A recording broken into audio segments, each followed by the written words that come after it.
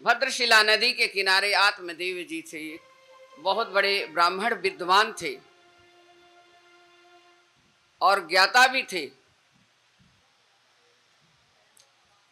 4 वेद 6 शास्त्र के ज्ञाता थे और बहुत बड़े विद्वान थे। उम्र ज्यादा हो गई उनकी, ज्यादा उम्र होने की वजह से उनके मन में ग्लानि होने लगी कि मेरी उम्र बढ़ गई ज्यादा और मुझे आज तक कोई संतान की प्राप्ति नहीं हुई। हालात ऐसा हो गया कि लोग चलते थे तो उनके घर के तरफ कोई भी रुकता नहीं था। कोई शुभ काम करने जा रहे हैं तो अगर पत्नी को देख लिए तो सब पीछे चले जाते थे कि इनका मुख देख लिया, ये तो बिना औलाद की है। तुलसी का बिरवा लगाते थे, तुलसी का बिरवा सूख जाता था। गैया बछड़े नहीं देती थी, पितृ पिंड दान नहीं लेते, दुनिया ताने उलाहना देती थी। जहां से निकलती थी पत्नी उनकी, जहां से वो निकलती थी, ऐसी हालात हो गई। मन में बड़ी ग्लानि हुई आत्मदेव की, बड़ी ग्लानि हुई। और ग्लानि होगी ही, जब ऐसी हालात आ जाते हैं तो सभी के मन में ग्लानि होती है, पर ऐसा होना नहीं चाहिए। सब भगवान की देन है, जिसके भाग्य में जितना लिखा है उतना ही मिलता है। पत्नी से कहने लगे, देखो मैं बड़ा दुखी हो गया हूं और मेरी इच्छा है एक सुपुत्र, भगवान कोई भी एक पुत्र पुत्री हो जाए तो कम से कम ये कहना तो बंद हो जाए। मेरे दरवाजे पर कोई ब्राह्मण भिक्षा नहीं लेता, कोई भाग नहीं लेता है और मेरे हाथ से पितृ पिंड दान नहीं लेते, एक ही क्या कारण क्या है। ग्लानि लेकर के वो चले गए भद्रशिला नदी के किनारे। भगवान के स्वरूप आत्मदेव पंडित जी ब्राह्मण थे और ब्राह्मण भगवान स्वरूप होता ही है, ब्राह्मण की दुनिया पूजा करती है। जा करके वहां तपस्या करने लगे, तप करने लगे। तप को इतना बढ़ा दिया उन्होंने कि बिना पुत्र बिना संतान के मैं अन्न जल ग्रहण करना ही बंद कर दिए, हवा पी करके तप करने लगे। शक्ति इतनी हो गई है, क्योंकि जब कुंडलनी जागृत हो जाती है तो भूख प्यास नहीं लगता उसको, अंदर अंदर श्वास लेते हैं, सब चलती रहती। आत्मदेव ब्राह्मण के अंदर इतनी ग्लानि हुई कि वही एक ही चीज उनके मन में, मुझे संतान चाहिए चाहे कैसे भी हो। भगवान विष्णु स्वरूप एक ब्राह्मण आए और आकर के खड़े हो गए, बोले आत्मदेव जी आप कुछ वरदान मांगिए, आप कुछ वर मांगिए और जो आपकी इच्छा है वो मांग लीजिए आप। आत्मदेव जी कहने लगे, देखिए मेरी कोई इच्छा नहीं है, मुझे तो बस संतान चाहिए, एक औलाद चाहिए। ब्राह्मण देवता कहने लगे, देखिए जो रूप में भगवान के आए थे वो ब्राह्मण देवता कहने लगे, देखिए आपके भाग्य में औलाद नहीं लिखी है तो आप लेकर के क्या करेंगे, दुखी हो जाएंगे। कहले कहे कुछ भी हो मुझे औलाद चाहिए, कैसे भी करके आप हमें वरदान दीजिए। आप ब्रह्मर्षि हैं, आप जानते हैं आप किस रूप में आए, ये भी मैं जानता हूँ, क्योंकि भाई आत्मज्ञान होता है तो आदमी पहचान लेता कौन है किस रूप में है। बोले ब्रह्मर्षि आप सब ज्ञाता हैं, ज्ञानी हैं और आप जानते भी हैं कि मुझे औलाद है हो नहीं है, तो आप मुझसे पूछो मत, मेरे मन में आत्मा में बड़ी दुखी, बहुत दुख होता है। बोले तुम्हारे भाग्य में औलाद का सुख नहीं है, कोई कुछ भी हो मुझे औलाद चाहिए। किसी चीज को मांगने पर जो आदमी तुल जाता है तो आदमी देता ही है उसको। आत्मदेव को एक बहुत सुंदर सा फल ब्राह्मण देवता उनके आत्मदेव के हाथ में दे दिए, ये फल ले जा करके आप अपनी पत्नी को दे देना। धुंधली उनकी पत्नी थी और इस फल को खा लेगी तो सुंदर स्वरूप एक पुत्र आपको पैदा होगा और आपके वंशज आगे बढ़ेगा। आप नहीं मान रहे हैं तो ये फल ले लीजिए। कथा सब लोग पढ़ते हैं, सुनते भी हैं। फल को लेकर के आए और अपनी पत्नी को दे दिए। बोले भगवान आज भगवान ने मुझे ये फल दिया है, इस फल को तुम खा लोगी तो हमारी एक औलाद हो जाएगी, संतान होगी हमारे घर में। पत्नी को दे करके चले गए। अब बड़ी उनको मन में हर्ष हुआ, बहुत अच्छा लगा उनको। पत्नी सोचने लगी फल को लेकर के, अगर इस फल को मैं खा लूंगी तो मेरा पेट बढ़ेगा, मैं आराम से सो नहीं पाऊंगी, मैं परेशान हो जाऊंगी, मैं अड़ोसन पड़ोस करे, उनकी आती दूती चुगली से उनकी आदत नहीं भरती, वो करेंगी जरूर। वो अपने बारे में सोच विचार करने लगी कि ये तो हम बहुत बेकार हो जाएगा। आलसी थी, और आलसी औरत जिसके घर में चले जा तो भगवान उन्हें लक्ष्मी तो अपने आप पहले ही भाग जाएंगी, कभी नहीं आती उनके घर में। धुंधली ने ये सोच लिया कि अगर मैं औलाद पैदा करती हूँ, पेट बढ़ेगा, परेशानी होगी, बड़ा दर्द पीड़ा होता है प्रसव पीड़ा में, तो मैं क्यों इस फल को खाऊं, और मेरी बहन जो है उसकी औलाद तो बहुत सारी है, फिर उसको बच्चा होने वाला भी है, और क्यों ना मैं उसी को दे दूं। अब देखिए, पता नहीं है अभी आत्मदेव को क्या मालूम कि क्या हो रहा है भीतर भीतर।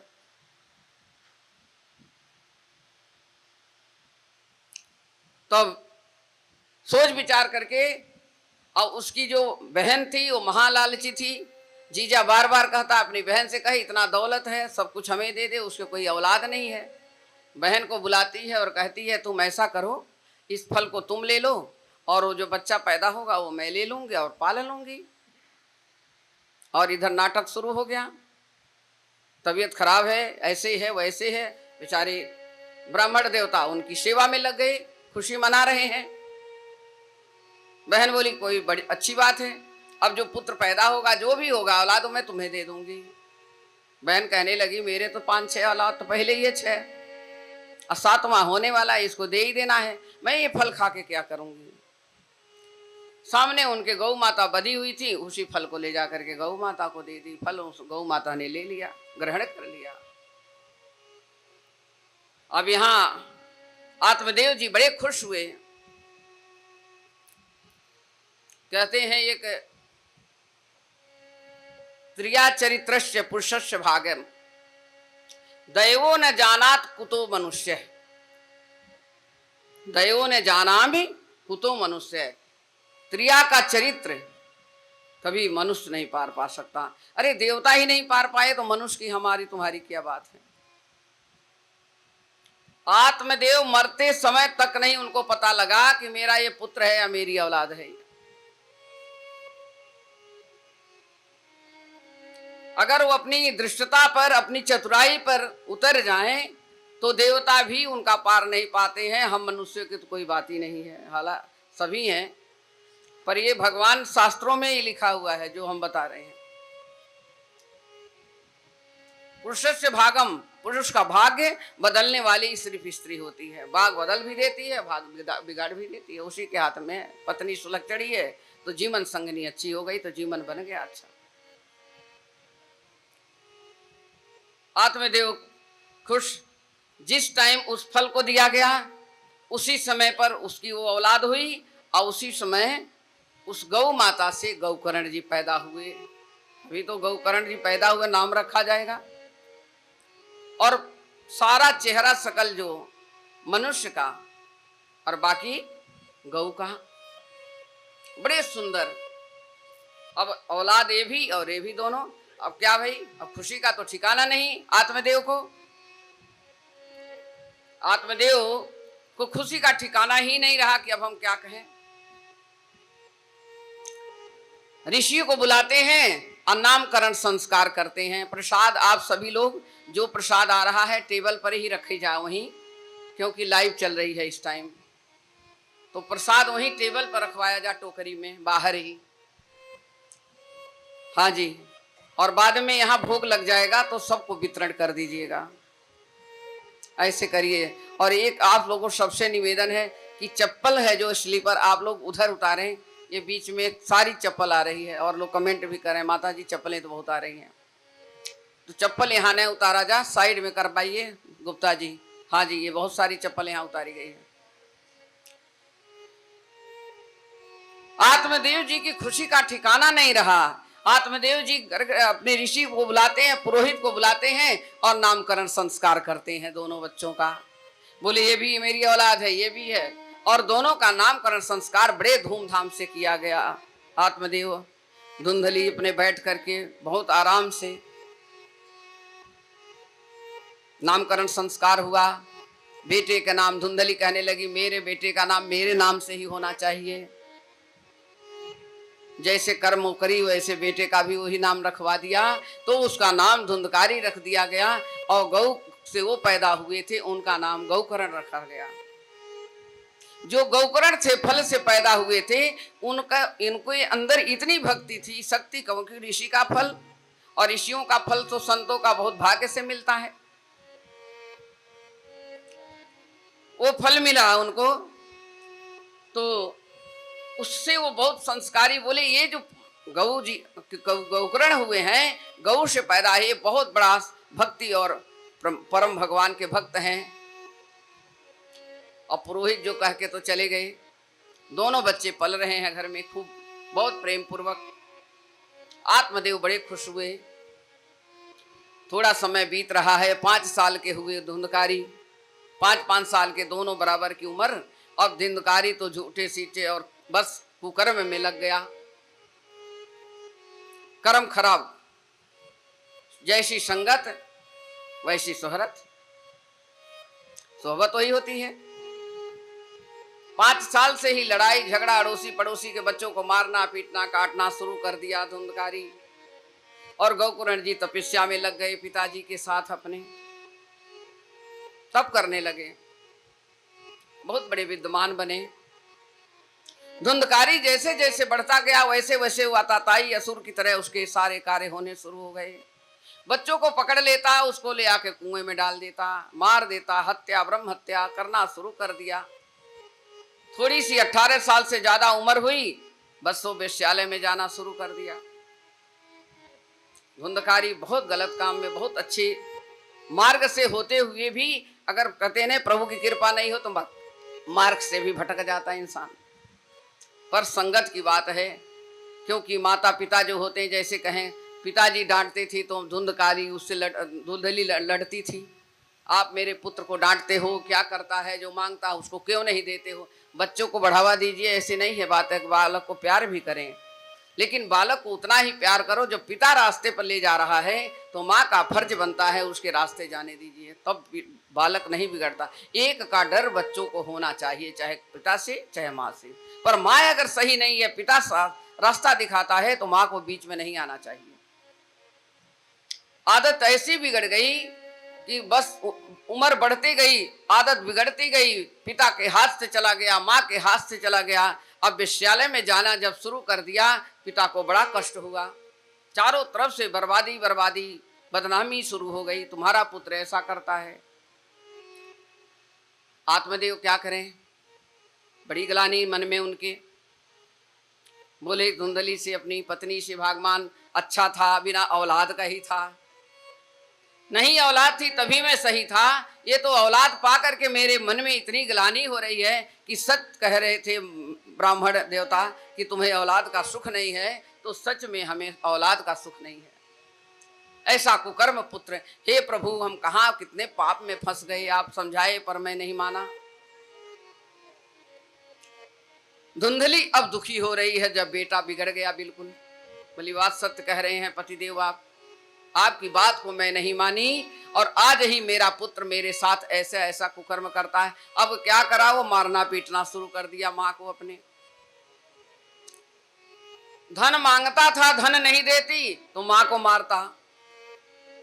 जो जेवर गहने कपड़े लत्ते उनके जो बेस था, जितनी कीमती चीजें थी, सारा धुंधकारी उसको क्या किया, उसको ले जा करके बस वेश्यालय में देने शुरू कर दिया। ऐसी दशा हो गई। अब ये रोए, कब कहते हैं अब काय रोए है, जब चिड़िया चुग गई खेत। अब रोने से कोई फायदा है नहीं, बिगड़ गया अब तो पुत्र बेटा गया हाथ से, मलो अब हाथ को। बोली अब तो मैं जी नहीं सकती, मेरी हालत खराब हो गई। जब अत्यंत दुखी हो गए आत्मदेव, तो धुंधकारी से कहने लगे कि अब मैं जाकर के आत्महत्या कर लूंगा।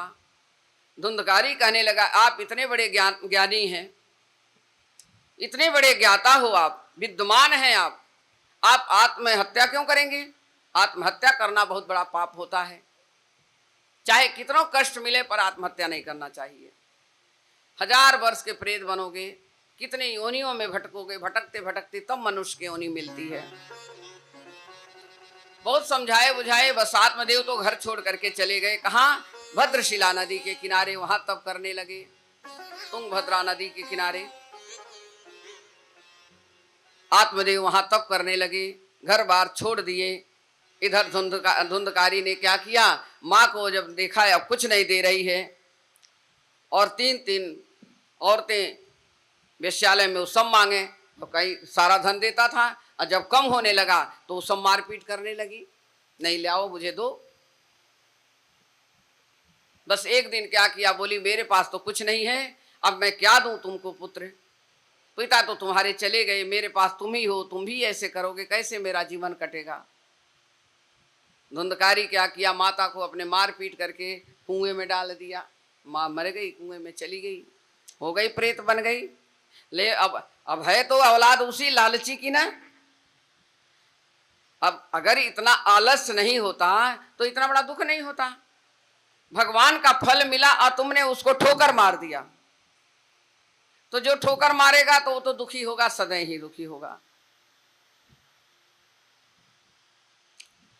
इतनी दुखी हो गई, उसके बाद उन्होंने उसको कुएं में डाल दिया। माँ भी खत्म और बाप तो चला गया। आत्मदेव जी चले गए, भद्रशिला नदी के किनारे तप करने लगे। कुछ दिन के बाद इसकी वो दशा हुई कि वो सब भी भगाने लगे कि जाओ, तुम कुछ नहीं लाते हो तो मैं तुम्हें यहाँ आने नहीं दूंगी। लेकिन आदत गंदी जब पड़ जाती है तो इंसान कैसे भी करके वहीं जाना शुरू कर दिया, जाएगा जरूर दरवाजे पर। एक दिन राजा का धन चुरा करके सारे चोर लेकर के जा रहे थे, तो ये कहने लगा कि वहीं जंगल में पड़ा हुआ था, सब लोगों उन लोगों ने दरवाजा बंद कर लिया, खदेड़ दिया, जाओ यहाँ से, तुम्हारा कोई जगह नहीं, यहाँ तो धन की प्रवृत्ति वाले ही आ सकते हैं, बाकी यहाँ खाली हाथ वालों का कोई ठिकाना नहीं है। जंगल में जाके सो रहा था राजा का धन चुरा करके चोर लेकर के जा रहा था, और इतने में ये देखा कि चोर चुरा करके धन लेके जा रहे हैं। बस ये धन सारा छीन लिया चोर से, और चोरों से छीन करके सारा धन ले जा करके तीनों वेश्यालय में दे दिया। तीनों वेश्याएं बांट लिए, कहीं हमें देना, वो कहीं हम देना। तो तीसरी ने कही ऐसा कर, अब इसके पास तो कुछ है नहीं, चुरा उरा करके पता नहीं कहाँ से लाया है, हम भी फंसेंगे, तो ऐसा कर इसको ही मट्टी का तेल छिड़को और पेट्रोल डालो, मर जाए, खत्म करो बवाल, कहानी खत्म। बस उसको तो वहीं पेट्रोल छिड़क करके उसकी राम कहानी हो गई, वहीं सीताराम हो गया, प्रेत बन गया। प्रेत बन गया धुंधकारी, माँ भी प्रेत बनी, माँ बेटा भी प्रेत बना। कुल खानदान को जगाने के लिए इसीलिए कहते हैं कि ब्राह्मण और संत का आशीर्वाद होना चाहिए। कर्म को अच्छा करो जितना हो सके। अब जब प्रेत बन गया तो ये बार बार अपने भाई के पास आए और छाया दिखाई दे। धुंधकारी को छाया दिखने लगी तो भाई कहता कि भाई कौन हो आप? तो बोले मैं तुम्हारा भाई धुंधकारी हूं, गौकर्ण जी से मेरी ऐसी ऐसी दशा हो गई। कैसे कैसे हुई तुमको? क्योंकि वो तप करते थे, उनको मतलब नहीं था घर से। बोले ऐसी ऐसी बात है और हम लोगों की बड़ी दुर्दशा हमारी हुई, मेरी माँ भी मैंने उनको मार दिया और वो सब मुझे ऐसे ही छिड़क करके पेट्रोल छिड़क के मुझे भी मार दिया। मैं प्रेत बन गया हूँ और मुझे कहीं मुक्ति दिलाओ, मेरे लिए कोई कार्य करो जो मैं मुक्ति मिले। धुंधकारी कहने लगा ठीक है तुम मेरे भाई हो और तुम्हें कष्ट से मुक्ति देने के लिए मैं तुम्हें कुछ उपाय करता हूँ। गया में जाके पिंड दान करते हैं, वहाँ पर प्रेत शिला में पिंड दान करे, वहाँ भी गए फिर भी नहीं मुक्ति मिली। फिर आकर के खड़े हो गए, बोले हमें मुक्ति नहीं मिली, अभी मैं क्या करूँ, मैं प्रेत योनि से दुखी हूँ, आप मेरे भाई हैं, मुझे आप मेरा कल्याण कीजिए। धुंधकारी कहने लगे अब क्या करूँ मैं, अपने गुरु को बुलाते हैं। धुंधकारी गौकर्ण अपने गुरु को बुलाते हैं और उनसे कहते हैं कि अपने मेरे भाई के बारे में बताते हैं, धुंधकारी के बारे में कि आप ही कुछ बताइए। गुरु गोविंद से सभी दुनिया सहायता लेती है, आप हमें कोई उपाय बताएं, मैं क्या करूं? हे गुरुवर मुझे कुछ नहीं दिखाई दे रहा है। मेरी माँ तड़प रही है, मेरा भाई तड़प रहा है, उसके लिए कुछ करें जो ये प्रेत योनि से छूट जाए। अब होता है कि सदगुरु जी से बात होती है, अपने गुरु से बात करते हैं। गुरु कहते हैं देखो, इसके गया का पिंड दान किए, सब जगह तुम चले गए, प्रेत शिला चले गए, सब सारा उपाय किए, इसको नहीं मुक्ति मिली, तो इसको एक भागवत कथा, महाभागवत कथा सुनाई जाए, इसको इसी से इसको मुक्ति मिलेगी। गोकर्ण जी कहे जैसे आपकी आज्ञा हो। गोकर्ण जी पूरे नगर में ढिढोरा पिटवा दिए कि भागवत महापुराण कथा होने जा रही है, आप सभी लोग आ जाइए कथा सुनने के लिए। विद्वान थे, भगवान का स्वरूप मिला तो सारे जितने उनके मिलने वाले थे सब अच्छे संस्कारी, बड़े बड़े विद्वान, बड़े बड़े लोग, और सारे गांव के सब लोग मिलकर के कथा सुनने, कथा की तैयारी हो गई, कथा सुनने सब लोग आ गए। प्रेम पूर्वक सब कथा सुन रहे हैं, भगवान का स्मरण करते हुए सब कथा सुनने लगे। भगवान भी कहते हैं निर्मल मन जन सोई मोहि पावा, अब मोहि कपट छल छिद्र न भावा। जिसका मन निर्मल है वही मुझे भाता है। बड़े भाग्य से कथा मिलती है, और बड़ी भाग्य होती है तो कथा सुनने को मिलता है, और उससे भी बड़े भागी होते हैं तो कथा सिर पर बैठती है। अब धुंधकारी को तो कोई देख नहीं रहा, क्योंकि उसने चारों तरफ तो बताया नहीं कि हम इस वजह से कथा करवा रहे हैं, लेकिन जो थे वो लोग जान गए कि भाई गोकर्ण को क्या जरूरत पड़ गई कथा की। कथा होने लगी, सारे गांव के लोग बैठ गए, जैसे आप सभी लोग कथा सुन रही हैं ऐसे सभी लोग कथा सुनने लगे। कथा सुनते सुनते, और गोकर्ण कहाँ बैठा, एक बांस की कैन होती है 7 गांठ की, 7 गांठ की बांस की कैन हम तो ढूंढे, बहुत मिली नहीं, अब पता नहीं कहाँ है, दिल्ली में तो पता ही नहीं लगी। वो कैन हमने मतलब पिछली बार तो लगी थी, अब की बार नहीं मिली, उसको लगा दिए, और उसी के अंदर धुंधकारी जाके बैठ गया, थोड़ी सी छिद्र में उसमें घुस गया हवा के रूप से। 6 दिन की कथा हुई। पहली कथा, प्रथम कथा के दिन ही उसका पहली गांठ फूट गई, दूसरी द्वितीय में, तीसरी तृतीय में, ऐसे एक एक करके 6 से 7वीं गांठ जो थी, 7वें दिन की कथा जैसे पूर्ण हुई वैसे ही गांठ फट गई, बांस फट गया, और धुंधकारी बाल रूप के रूप में वहां निकल करके दर्शन दिया सबको।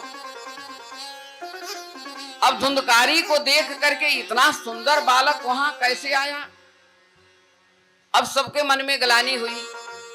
नहीं, गोकर्ण जी जो कथा सुनाए थे सिर्फ अपने भाई को उद्धार के लिए कथा सुनाए, अगर इनका उद्धार हो गया हम लोगों का तो कुछ हुआ ही नहीं।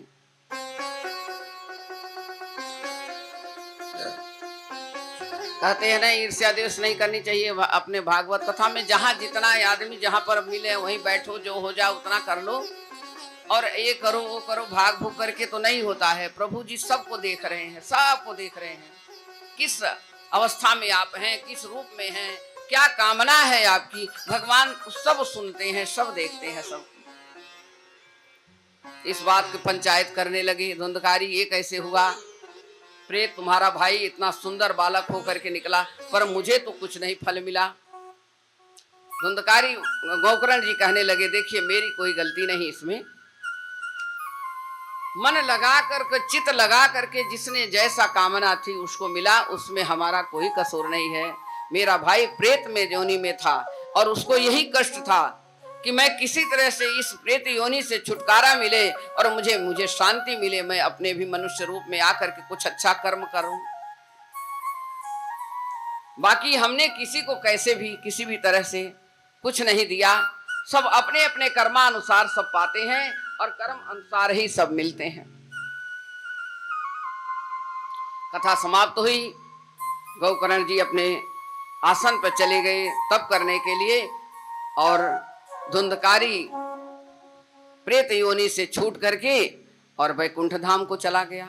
कथा सुनते सुनते किसी की मौत हो जाए, कथा सुनते हुए कोई अच्छा कार्य हो जाए तो उसका भी नाम होता है, और कथा सुनते भी कोई चला जाए प्रभु के चरणों में तो उसको उद्धार ही हो जाता है। फिर तो उसको धरती पे आने की जरूरत ही नहीं रहती है, फिर तो संसार से छुटकारा मिल गया, उसको कोई जरूरत नहीं है।